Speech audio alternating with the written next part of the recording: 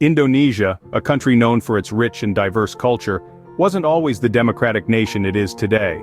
Let's embark on a journey back in time to understand the historical context that shaped this vibrant nation. Emerging from the shadows of Dutch colonization, Indonesia for centuries was under foreign rule. The Dutch East Indies Company initially set foot on these islands in the early 17th century, exploiting their natural resources and leaving a lasting impact on the local communities. Fast forward to the 20th century, a new colonizer stepped in, further intensifying the struggle of the Indonesian people. The Japanese occupation during World War II was a period of extreme hardship, but it also sparked a flame of nationalism among the Indonesians. In the midst of this turmoil, two names surfaced who would change the trajectory of this nation forever. Sukarno and Muhammad Hatta, two brave hearts, stood against all odds and led the fight for independence. They were the architects of the new Indonesia, a nation free from foreign domination. On the 17th of August 1945, a historic day dawned upon Indonesia. Sukarno and Hatta proclaimed the country's independence, marking the end of foreign rule and the birth of a new nation. The streets of Jakarta echoed with the cries of Merdeka, or freedom, a moment that is etched in the hearts of every Indonesian even today. The proclamation of independence was more than just a declaration. It was the embodiment of the hopes, aspirations and dreams of millions of Indonesians. It was the dawn of a new era, an era of self-rule and self-determination. But independence was just the beginning.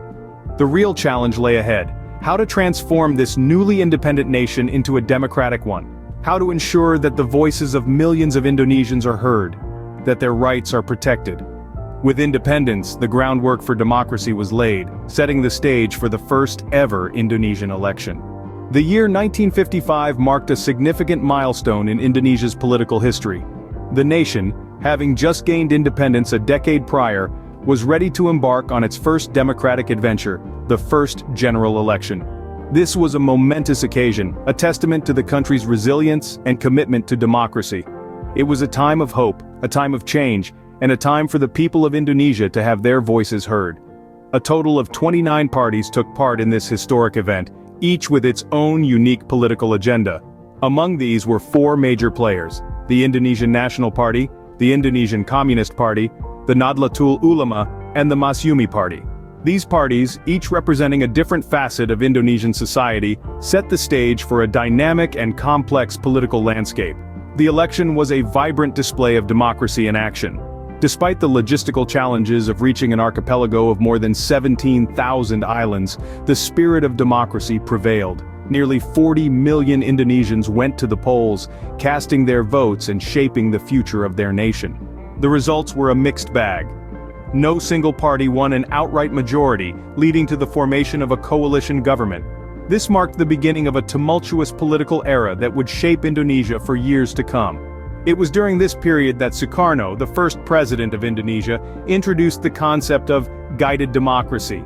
This was a system that aimed to provide stability and unity amidst the political turbulence, but it also meant a shift away from the democratic ideals that had inspired the first general election.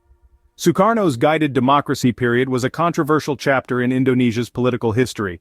It was characterized by a decrease in political freedoms and an increase in presidential power, a stark contrast to the democratic aspirations of 1955.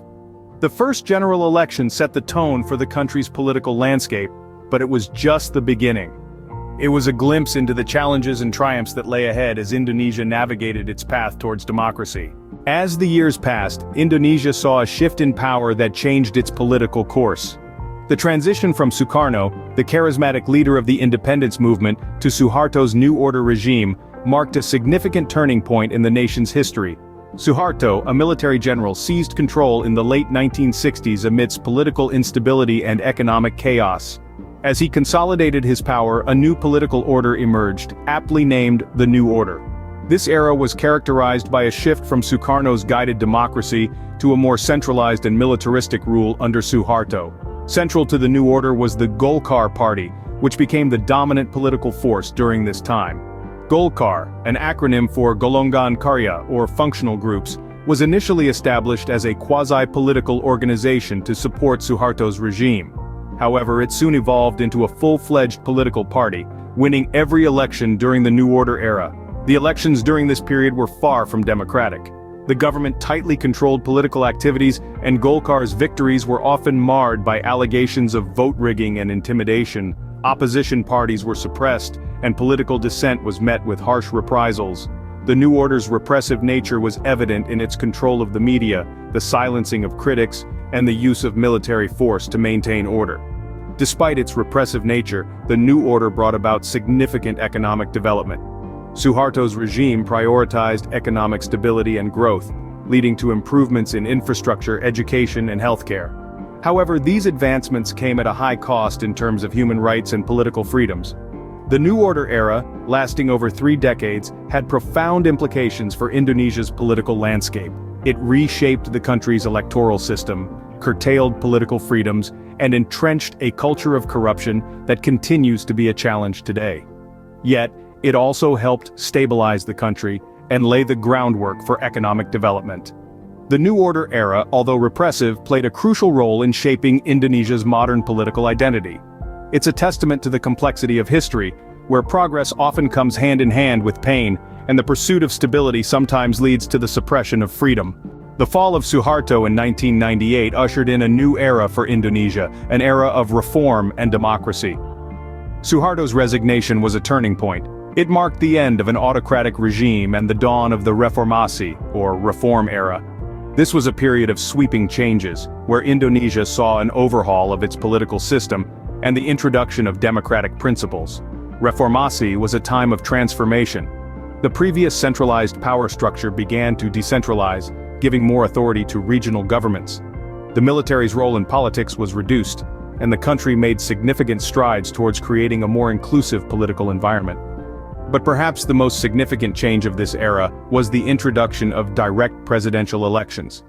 No longer would the president be chosen by the People's Consultative Assembly, but instead, by the people themselves. This was a monumental shift, bringing Indonesia closer to a true democracy.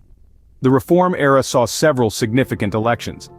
Megawati Sukarno Putri, the daughter of Indonesia's first president, Sukarno, emerged as a key figure during this period.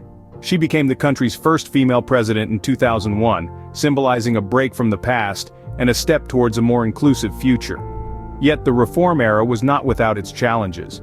The transition to democracy was a rocky road, marked by political instability and economic hardships. But through it all, the spirit of Reformasi endured. Fast forward to 2014, and we see another landmark moment in Indonesian history. Joko Widodo, known as Jokowi, a furniture exporter turned politician, won the presidential election. His victory was seen as a testament to the strength of Indonesia's democracy, as he was the first president without a military background, or from the political elite. The reform era brought about significant changes in Indonesia's political landscape, with democracy taking center stage. The road to democracy has not been easy, but the reform era has laid a solid foundation for the future. As we look back on this period, we see a story of resilience, of a nation striving for change, and of a people determined to shape their own destiny. Today, Indonesia stands as one of the largest democratic nations in the world. The nation's political landscape is vibrant, diverse, and ever-changing. The recent elections have been a testament to this dynamism, reflecting the country's commitment to democratic values. In the last couple of decades, Indonesia has seen a shift in its political culture. The presidential election of 2014, for instance, was a turning point. It marked the rise of Joko Widodo, a former furniture businessman, who rose to the presidency without a military or aristocratic background. His victory was a clear indication of the changing political landscape, demonstrating that leadership could come from outside traditional elites. However, Indonesian politics is not without its challenges. Corruption, for instance, remains a chronic issue. Despite efforts to eradicate it, corruption continues to be a major obstacle in the path of Indonesia's political progress. Yet, the nation is resilient, and its people are determined to overcome these challenges. Looking at the future of Indonesian elections, there's both excitement and uncertainty. The rise of digital technology has the potential to revolutionize the electoral process, making it more transparent and accessible. At the same time, it also raises concerns about misinformation and cyber attacks. Another key factor shaping the future of Indonesian elections is the country's youth. With over 1/3 of the population under the age of 30, the young generation has the potential to significantly influence the political landscape. They are more connected, more informed, and more vocal about their rights and expectations than ever before. Their participation in future elections will be crucial in shaping Indonesia's democracy. As we look to the future, it's clear that Indonesian elections are set to become more inclusive and dynamic. The challenges are many, but so are the opportunities. The nation's rich history of resilience and adaptation gives us hope that it will continue to evolve and strengthen its democratic institutions. As Indonesia continues to evolve politically, its election history serves as a reminder of its journey towards democracy.